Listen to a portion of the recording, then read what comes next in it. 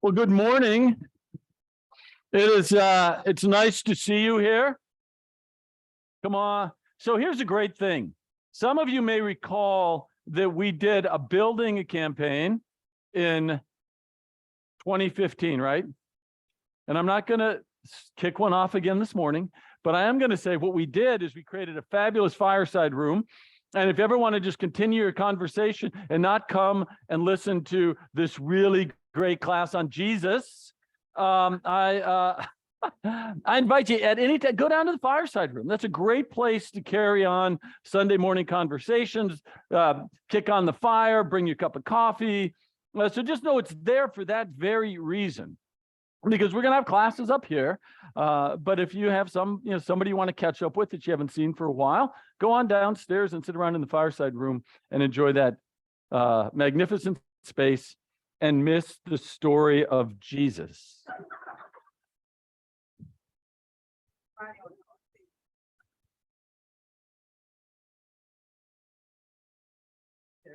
So a partner in ministry and theology here at Epiphany, John Roberts, said to me on his way out of church this morning, "Oh, is this the time you expound upon all of your heresies?" Of course he did. I said, maybe. Here's the deal, right? I mean, my hope for you and what I'm going to share with you this morning is that you have a story of Jesus, that you have an idea or an impression within your heart and mind of who this guy was and where he came from and why he ended up doing what he did and what he was called up out of and why it was the perfect moment in time through God's providential timing, through God's intention to bring him into this space, to be the Messiah, to be the person that changed and transformed the world. So that's the story I'm going to tell today. No heresies, maybe a couple heresies. More of the heresies will show up next Sunday, just FYI. So tune in again, those of you online. But first, let's have a prayer. Holy God, holy and mighty, holy immortal one, we're just so grateful for an opportunity to be together, to be thinking about you, to be thinking about how you are, who you are, what you mean to us, and how you wandered into the world at a particular time, to a particular place, to a particular people, to open up, to unleash the light of God through all people, through Jews and Gentiles alike, in a way that spread throughout the entire world. For that, we are so grateful. In Jesus' name we pray. So you know what the world was like when Jesus was a little boy?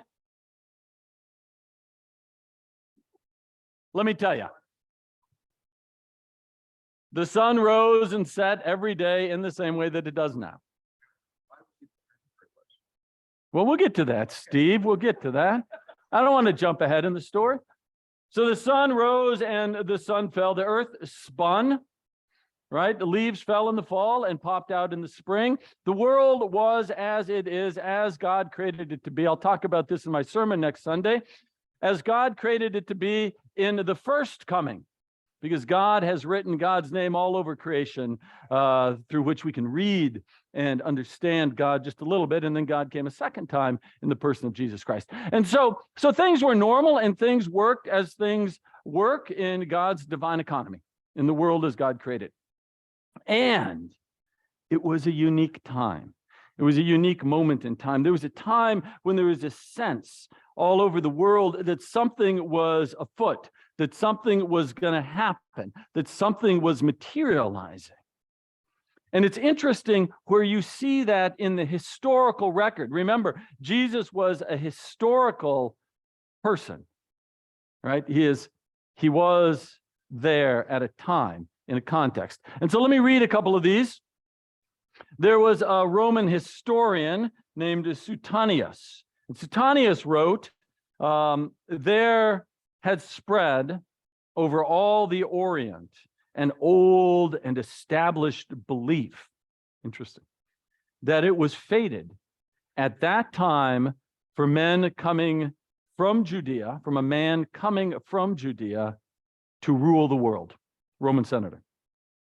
Roman general Tacitus wrote, there was a firm persuasion that at this time the East was to grow powerful, and rulers coming from Judea were to acquire a universal empire. Jewish scholar Josephus, have you heard of him? Some of you have. Josephus wrote, about that time, one from their country, Judea, should be governor over the habitable world. That's in Josephus's wars. And so you have this sense that there was something going on. There was something exciting happening. And at the time, so let me give you just sort of a bigger global perspective on what was going on. So at the time, about 164 BC, there was a group of Jews called the Maccabees under Judas the Hammer, who was the head of that family. And they were living around Jerusalem, and Jerusalem was under the thumb of the Assyrians. And the Assyrians, you may recall, were half of Alexander the Great's empire. Alexander the Great, when he died, his empire was split between Egypt and Assyria. And if you look at the map from that time, it's very weird. There's a little triangular region just around Jerusalem, a little north and a little south, that was controlled by the Assyrians. The Egyptians controlled sort of round about it. All right, so the Assyrians are they're an empire that is beginning to weaken just a little bit, right? Their authority and power is weakening just a little bit. And then over here in the West, guess who's arising? Rome, right? So Rome now is on the move. Rome is becoming powerful, and they're starting to push at all the fringes of the Assyrian Empire, and the Assyrians are pushing back, and so they're focusing their attention on the battles with Rome. And guess what? They're losing those battles, and they're losing land, and they're getting pushed back by the Romans. And so they need money to fund their campaign against Rome. And as they lose battles and as they acquiesce to Rome, then they need money to pay tribute to Rome. And where do they go for that? Well, they go everywhere they can find it, first of all. But secondly, they go to a place that is incredibly wealthy, Jerusalem, and to the temple. And so now they're leaning on the people of Jerusalem and Judea for money and for increased taxes and increased commerce tax and whatnot. And Judas the Hammer shows up. And he says, we're not going to take this anymore. We don't want this. And they throw up a rebellion, and they're fighting the Assyrians, and the Assyrians can't fight on all fronts. But Judas is also smart, because who does he reach out to? He reaches out to Rome, all right? And so he develops this sort of nice little relationship with Rome. Rome doesn't do anything just yet, but they make space for Judas and the Maccabees to, for the first time since the reign of Ahaz in 733, well, no, it's later than that, 450 BC, they regain autonomy as a Jewish nation in Jerusalem. So that's what's going on in that part of the world. But let me back up. So you with me now? So a little before Jesus, we have this sense that there's something going to change. There's something coming up out of the east. You back out from there, going back in history to about 164, and you have the Assyrians and you have the Romans battling it out, and you have the Maccabees and Judas the Hammer coming up with a strong family and taking over. And when they take over, they reestablish the governorship and the high priesthood, and they put them back together.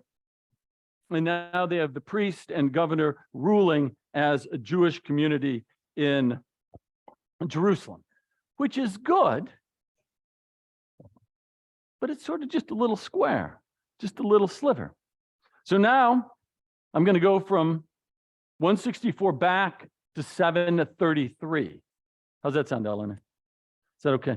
Now, this is why. Because 733, and you'll hear about this next Sunday's sermon a little bit, 733 was the year that the Assyrians began to ascend as a people. And they went to battle against the Israelites. And remember, the Israelites split nation between Judea, which the capital was Jerusalem, and Israel, where the capital was Samaria, right? Samaria, right? So the Israelis and the Syrians were fighting the Assyrians, and Judea was down here under a king named Ahaz. The Assyrians beat back and absolutely crushed the Syrians and the Israelites. And when they did, they took over a region called Galilee. You've heard of it. They took over Galilee, and they did what people used to do in that day. They took all the people that lived there and they scattered them everywhere. And that was the time, 733, when it is believed that 10 tribes of Israel were lost under the Assyrians. They were scattered hither and yon, and the Assyrians came in and they put their own people there, or frankly, not their own people, somebody they took from another region, and they repopulated into Galilee. And those folks came to be known as Gentiles. So now you have Galilee, a pocket or two of Jews up there, but mostly Gentiles populating that part of the world, starting in 733-ish. Right, so that region's changed. Fast forward to 164, Judas the Hammer. They're looking for more property, more real estate. Actually, it's his son that does this when he takes over for his dad, and they march on Galilee. And they go up there and they give the friendly offer, the old school offer, the thing you used to do when you would invade a country. You said, hey, look, we'd like you to either convert to Judaism, get circumcised, to leave, or die. So to the three options. Some converted, some left, and some died.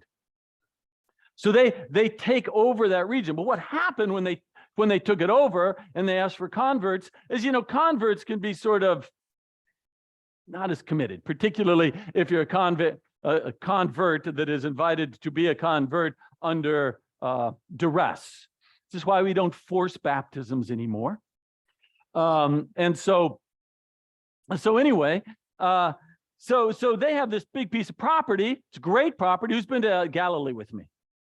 Bunch of you, right? Some of you have been to Galilee. If you haven't, sign up. But we're going February 2024 back. Hope you can come. Anyway, a little ad for that. Talk to Diane. She'll get your name down on the list. It's a fabulous trip. Is it a fabulous trip, Eleanor? Right? Laurel, Dwayne, you've been there, right? So anyway, so they got this big piece of open property, and so what they do then is they send out an invitation.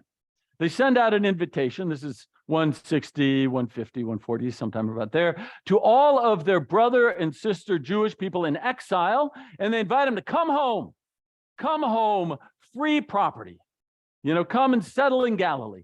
And so you have a group from Babylon and Persia that sort of marched down. Now these folks, they marched down into Galilee and a place across the Jordan on the other side of Galilee to the east called Bathania.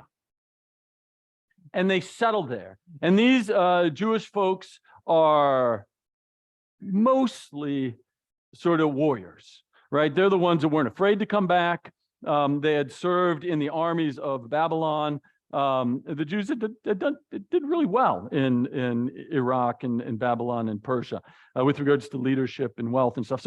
So they came back and they took over that part of the world, and they settled.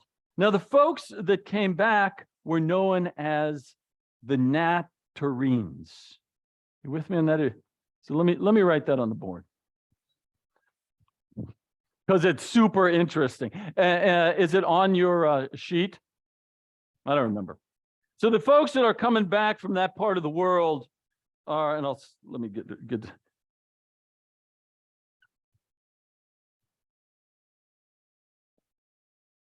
See that? And they settle all over the region, but one group settles in a place called Nazareth. Right? And that's a word that comes from, you're going to see how this connects in a second. That comes from,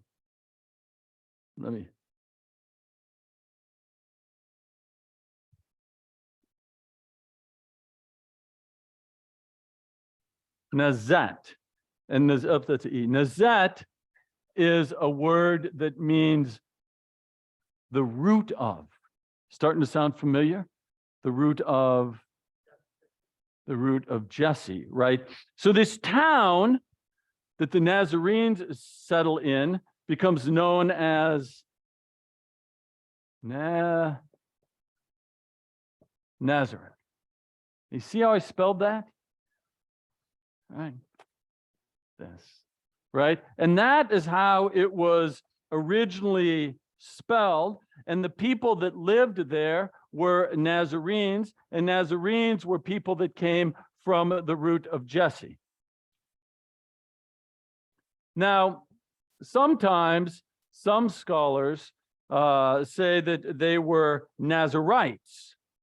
Anybody know what a Nazarite is? Nazarite is a holy person. And who was a Nazarite in the Bible? Anybody remember? Samson was, right? And one of the attributes, see that? Why did I do that, Susan? What does this mean, though? For those that pushing down the walls. That's why we don't have pillars in here, because we don't want to bring it down on the congregation. So Nazarites were holy men. They never got their hair cut, and they never drank alcohol. And so some people think that Jesus was a holy man and a Nazarite. But he was actually a Nazarene from Nazareth, from the root of Jesse, which means he was a descendant of David, right? That's how you draw on the line. That this group that came down from Babylon were Nazarenes, who were from the root of Jesse, who were from the lineage of David, who settled in Nazareth, that became Nazareth without a Z in it. And this was their community. And it was a little tiny community, probably 100 people in it at the time. So they settle here. They come from the outside. They're from the root of Jesse, and they make this their home. So you with me? The Assyrians depopulated in 733, repopulated with Gentiles. The Maccabees, during a time of a weakening Assyria and an ascending Rome, step in under Judas, and they conquer Jerusalem, and they reintegrate the high priesthood and the kingship into one role, running the temple and running the community, and then they spread out. They invite the Jewish community back, and they take land, and they are feeling pretty good, right? The Messiah is returning, and they have found their land. All right? You with me? All makes sense? Because now I want to talk just for a second about sort of the larger geopolitical situation here, because you have now the Assyrians crumbling, and nobody, but they're ready now, right? They're ready for the Messiah, Steve. They're ready for the Messiah right there. They're regathering. And you know, there's a lot of folks that say when all the tribes of Israel regather today, the Messiah will return. Right, so that idea, that's old school, 2,164 years old, probably older, probably a lot older. So anyway, so now we have the Maccabees, we have the Jews, they're settling, they're resettling, they're repopulating, and Assyria is falling away. As Assyria follows away, there's an empire in the far east that is growing. Anybody know? No? The Persians. The Persian Empire now is taking advantage of a weakened or diminished Assyria. So they're coming up under a guy named Pacorus. So Pacorus is sort of grabbing land out here. You got the Romans marching across, taking over all that Assyrian land, right? Piece by piece. You have this little corner of Judaism holding on. So now let's talk about what's happening in Jerusalem. We have a king, a guy named Hyracus. Now, Hyracus is the king and the high priest of Jerusalem in about 76 BC. And he's a Pharisee. This is an important point. So the king in 76 is a Pharisee. He dies, and another guy takes over. And this other guy is a Sadducee. So now you have just a little bit of tension going on. And in the tension in Jerusalem, Jerusalem got to be a sort of a messy place, right? All of these different communities vying, and I'll talk more about the communities in a second, vying, positioning for power and authority over what this resource, the temple, and the temple is a money-making machine. It is a money-making machine, and it's an extraordinary building, right? And so anyway, you got this stuff going on. There's some battles going on. And finally, Rome is well situated in itself. And they say, okay, we're going to take care of the Jerusalem problem. Like every leader over all time, right? They want to take care of the Jerusalem problem, from Obama all the way back to Pompey. And so Pompey goes stomping into Jerusalem in 63 BC, and he levels the temple. Tears it down, takes all the gold out of it, and then he puts his own person in charge. And what he does at that time then is as Romans are fabulous at this, what he does is he takes that high priest and kingship that was sitting there that had been Pharisee, then had been Sadducee, then Pompey shows up, and he splits it. And he says, okay, I'm going to have a governor that runs the politics, and you can have a high priest. By the way, it needs to be this guy. And so he goes back and he picks the Pharisee who had lost his job to the Sadducee, and then Pompey comes and he puts him back on. So you got just a sort of hot mess there. And then he puts his friend, a guy from Idumeum, in the south part of Israel. He puts him as governor, and his name is Herod. No, not Herod Antipas. That's the son. He puts Antipater, Herod Antipater, in charge. So now we have the Herod shown up, Antipater, who is the father of Herod, who's the grandfather of Antipas, right? So we have these two folks, and we put them in charge. The high priest, and you have the governor, Herod Antipas, and Rome is really running the deal. Rome is in charge. Who's the Caesar at the time? Julius Caesar. Right, Julius. And then what happens to that guy? What? He's got a very bad day. So you see the picture, right? You see all this stuff that's going on, right? You got the Assyrians, the Romans, you got the Persians, you have all of the intrigue within Rome. You have Julius Caesar. Anybody knows when he dies? 44. So he dies, and now you have the triumvirate. And the triumvirate is made up of three folks. Who remembers? Because I don't. Octavia, Mark Antony. Is there somebody else? Who's the other one? Anyway, I can't remember. Three of them. And so they're running the game down here. But as Julius Caesar falls and as Rome falls, there's a group over here that is ascending. It is the Persians. And Pacorius, we'll talk more about this tomorrow or next Sunday. Pacorius is coming, and he takes over Jerusalem. So at this point, Herod Antipater had put his son Herod the Great as the king or the ruler, governor of Galilee. So the Persians come in at this time when you have Rome that's sort of messing with itself and not paying very close attention. They take over Jerusalem. Herod the Great, well, Herod at the time, takes off. Antipater, I think, has died at this point, and Herod goes down to Egypt, and he becomes very good friends with Mark Antony. So, and then there's another little problem within Rome. There's the civil war between Mark Antony and Octavius, and who wins? Octavius does, and Octavius then consolidates the Roman Empire.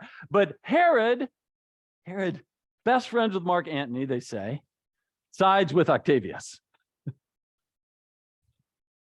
Herod, the dude is unbelievable, right? So Herod comes in and he sides with Octavius. Mark Antony is killed. Octavius goes to Rome. He then consolidates power. At the same time, you have the Persians that are controlling Jerusalem. Now, the Persians in Jerusalem, when they get there, they put a new guy in as high priest. And it was the guy who was the Sadducee 2 high priests ago, and they get rid of the guy who's the Pharisee. So they have their guy, on the throne, and they make him both high priest and governor or king of Jerusalem. And so they have it. That's 40 BC. You with me? It's a big hot mess. So they're holding that. Then Pacorus, the king of Persia, dies. And a guy named Phraates comes to the throne. And he takes it over by, I know, confusing. He takes it over by force, and he is hated. And so now he's got sort of a civil war going on. And so they withdraw from Jerusalem and go back to Persia, just as Herod's been given an army by Octavius to come back and take over. So he marches in as the Persians are going out, and he takes over. And now he is the king, or the king of Jerusalem and that region. You with me? Any questions? Well, just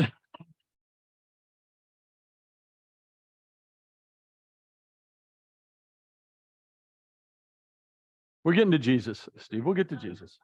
We don't want to rush it. Point is, there's a lot of stuff happening. And if you think about the map of the Middle East, Jerusalem is just right in the middle, right? It's right there on the Mediterranean. It's arcing up from Egypt and Africa and going up into Asia and into Europe. I mean, it is just it's in the center of so much stuff. And there's just a little tiny window when under the Maccabees, they gained power over Jerusalem and Judea. And they held that for a very short period of time. And there were a pawn used here and a pawn used there. And ultimately, Rome took over and Rome began to manage. There's a little window where the Persians were there for 3 years under Pacorus. He died, Phraates took over, they pulled out, and Herod came in virtually unopposed. So now let's just look at what's going on in the mind of the community. Because the Jewish community had been exiled by God, exiled from the land of Israel and the land of Judea, from the temple in Jerusalem, and they were out of relationship. They had done something to make God angry. We don't believe this, but that's, of course, the theology, right? They had done something, God was mad. Then they did the right thing, and God was happy. And when God was happy, what did they get? They came back, right? And they reconvened, and they got some real estate up in Galilee. And things were good again. And they ran the temple, and they ran the government. And so all was well. But then what happens? Well, then they get into a little disagreement, and they have a lot of resource, and Rome decides they want it back. And so Rome takes it. And now they've lost. They've lost what they've had, which means what? That God is mad again. That God is disappointed, that they did something to upset God, which is why God let Rome come in and take over. And so now within the community, the question is, who did what wrong and whose fault is it? And what do we need to do to make it right? And so now we have a hot mess. Because groups are starting to form together to decide what to do and who's to blame simultaneously. There's about 5 groups that are vying for power within Judaism in Jerusalem and that part of the world at this time. One of the groups was a group called the Herodians. And the Herodians were the community of people that are like, okay, let's just assimilate on this. Let's work with the Romans. Let's do what the Romans asked. Let's go to Roman baths. Let's do business with the Romans. Let's just sort of move along with them. Now, who do you think those people were? Those were the businessmen, the people that owned property, right? The people for whom it was completely in their self-interest to be in a good standing and relationship with Rome. Those are the Herodians. And the next group at the time, the people that controlled the temple when Herod showed up. So remember, the high priest was put on in the temple by the Persians when Herod the Great shows back up. He stays His name's John. He stays as the high priest. So he doesn't like, and Herod can't be the high priest anyway. Why can't Herod be the high priest? His mother was not Jewish. So he couldn't be it. So he could not get that job no matter what. But he wanted it because there was a lot of power and influence there. But John had it, and John was a Sadducee. So now the Sadducees are another group. And the Sadducees were they controlled the temple. They controlled the economy of the temple. And so they believed that temple sacrifice, which costs money, was the way in which they were going to return to right relationship with God. So the temple was the way to go, the focus for them. Now, there was another group, the Pharisees. Now, the Pharisees were out of the temple at this point, so they're not super interested in what's going on in the temple. That can't be the place. In fact, it's because the Sadducees are there that things are so screwed up with God, presumably. And so they come out with a different perspective. And the Sadducees, they're an interesting group. They were Torah scholars. They knew the Bible. They knew the law. And the problem with the people of Israel is that they had not followed the law. And because they hadn't followed the law, God was mad. And so to be back in right relationship with God required following the law again. And so they became the guardians of the legal system and the enforcers of people that were doing things outside of the law. But here's the interesting thing. They were also inclusive. They would take anybody into their community on one condition. Only one. What? That they follow the law, which includes circumcision, but not exclusively. So all you had to do to be a Pharisee is to follow the law, which required circumcision and any number of other things, right? And so now you have the Pharisees. And then you had another group. And this group grew out of a high priest who had been the high priest in Jerusalem, who got kicked out by the Pharisees, and he went out into the desert. Because the only way you're going to find God is where? In the desert. And this was a group called the Essenes. You've heard me talk about them before. And the Essenes were the ones that believed you didn't return to right relationship with God by going to the temple. And you didn't return to right relationship with God by following the law perfectly, because nobody can do it. You returned to right relationship with God through ritual bathing, through prayer, through astrology or astronomy, like reading the stars, and by fasting, by celibacy. Terrible way to grow a community.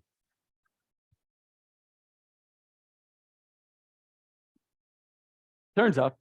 And so they also believed in adoption, or going out and gathering people that were homeless or people that did not have a means of living, and bringing them into the community and sharing everything. They believed in angels. They believed that you could talk to angels, and they were messengers from God that would come and talk to you about what was going on.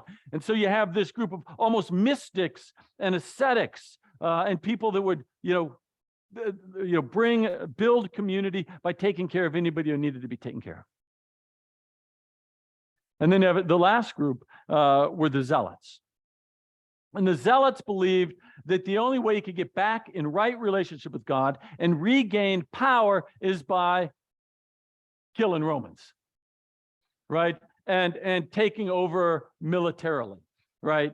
So you have the Herodians, the assimilators, you have the Sadducees who ran the temple and the economy of the temple. You have the Pharisees that defended the law. You had the Essenes that went out into the desert and talked to angels and prayed and washed and lived in community. And you had the Zealots that were the armed bandits, right?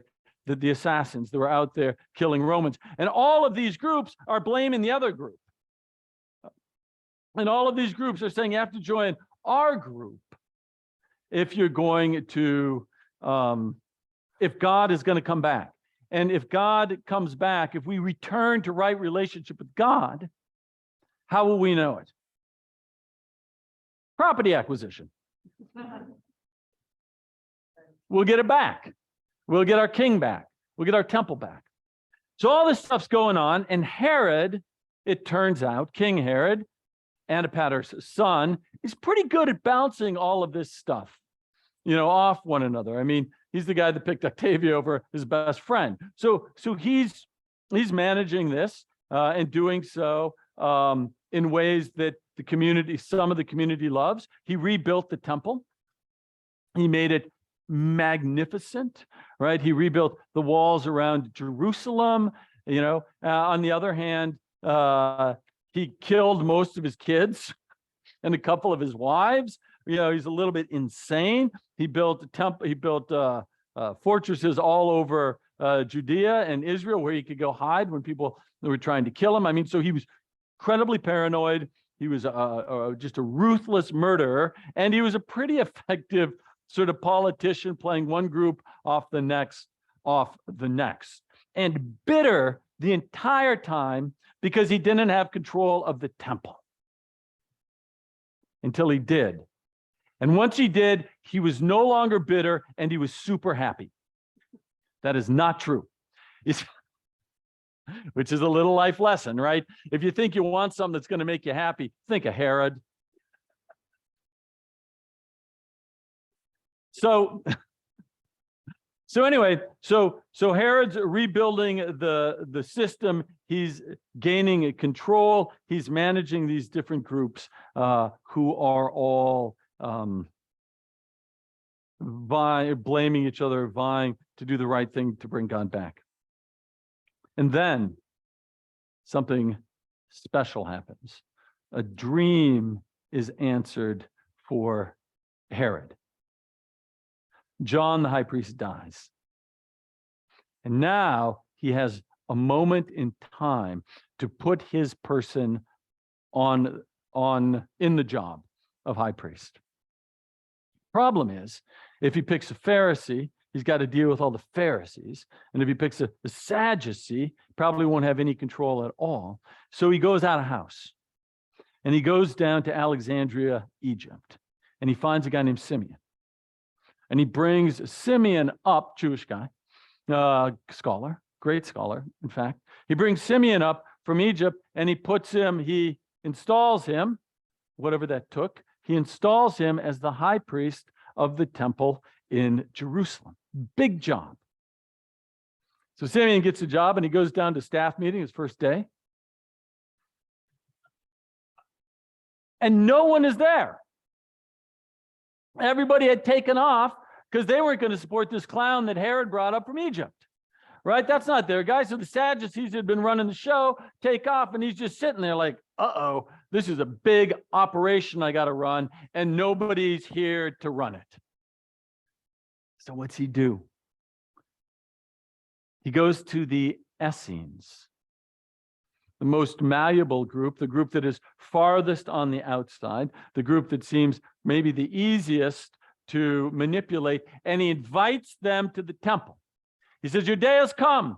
Your works have been heard by God, and you have been invited back to the temple. And the Essenes come, and the Essenes begin to serve in the temple.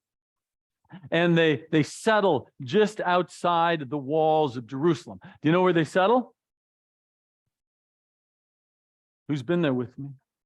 The baths. Why by the baths? Because they're bathing all the time, right? They're washing away their sins. So all of those baths that we go to when we go to Holy Land, they're outside. That is where the Essenes settled. And they had their priests, right? And their priests came back, and their priests came and they served in the temple, just like, because they're keeping that economy going. And there was one priest that came back named Zechariah. Heard of Zechariah?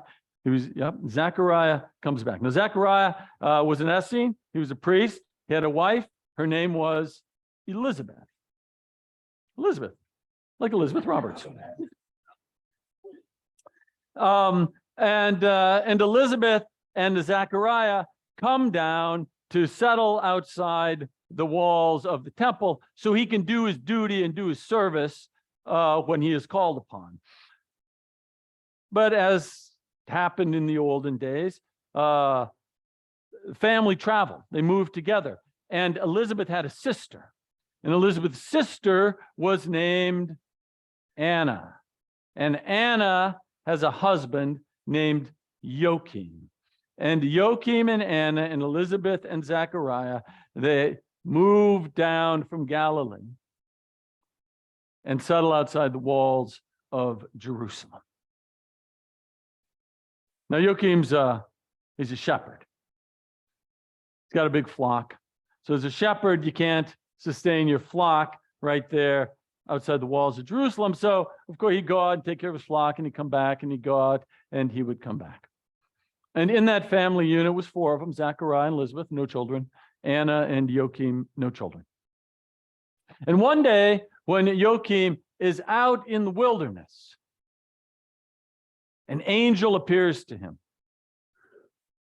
And the angel says to him, Joachim, your wife Elizabeth is going to have a baby. And her name will be Mary. So Joachim is pretty excited, comes back and lets his wife know, Anna, and she said, well, fabulous. Next thing you know, what? She's pregnant. So she's pregnant with a little girl, and she gives birth. And when she's weaned, and then so let's hold that, right? Hold that little family unit with their brand new baby there. Back to our buddy Simeon, the Essene high priest of the temple in Jerusalem. So he has an employee problem, his employee shortage. And so what he does is so what would happen in Jerusalem or around that part of the world is Jewish boys would come and serve in the temple, usually firstborn, right? They'd come and they would serve maybe from age 4 to age 13. And they would work in the temple and do the things that needed to be done. Their family would support them by, bringing food to them and taking care of them. And in exchange, they would get to be students of the professors, the teachers, the rabbis there in the temple and learn the Torah.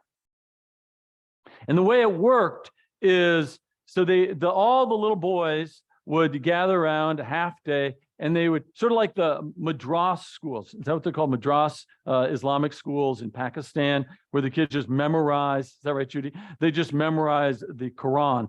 That's how they learned the Torah. So the little boys from age 4 to maybe 8 or 9, they would learn the 5 books of the Torah by heart. They knew the books by heart. Now, they had nothing to distract them. That's the only book they had. And they learned it by heart. Now, when they got to be about age 10, maybe 8 to 10, the particularly bright kids would be siphoned off. And they would then memorize the rest of the Torah. So they literally, all the Psalms and all the prophets and the major prophets and the minor prophets, they knew them by heart. And when I say not by heart, like they sort of know the story, like I know the Gospels, but they knew every word, every period, every comma, every colon. They knew everything in there. They knew every TZ in the Bible. And then the very special ones, the kids with just extraordinary capacity at age 13 would then get assigned to a rabbi. And they would go with the rabbi everywhere the rabbi went. Literally, they were the rabbi's shadow. When the rabbi turned to left, instead of turning right, why'd you turn left, Rabbi? Why'd you turn right?